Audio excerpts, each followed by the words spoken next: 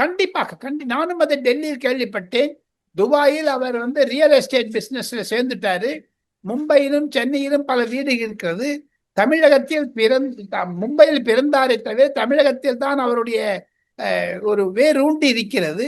பிரபல நடிகையுடன் நடித்திருக்கிறார். இருப்பினும் இதில் ஒரு வேடிக்கை என்ன என்று கேட்டால், அந்த தப்பி ஓடிய நடிகர் மீண்டும் இந்தியா வர வேண்டும், இல்லை என்றால் அவருக்கு பாஸ்போர்ட் கேன்சல் பண்ணுவாங்க. அந்த பாஸ்போர்ட்க்கு இவ்வளவு தூரம் போகவே போகாதுங்க சிவா.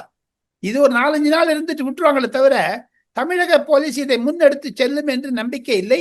எது இருப்பினும் பல எதிர்கட்சிகள் அதிமுக உள்பட மற்றும் பாமக உள்பட விசிக உள்பட இந்த தமிழக போதைப் பொருள் கடத்தலை பற்றி சிபிஐக்கு இந்த கேஸ் மாற்ற வேண்டும் என்று சொல்லுகிறாரே, தமிழக முதலமைச்சர் அதற்கு ஒப்புக்கொள்ளுவாரா தெரியாது. ஏன்னா சிபிஐக்கு போயிடுச்சுன்னு வச்சுங்க, எல்லாமே வெளில வந்துருங்க.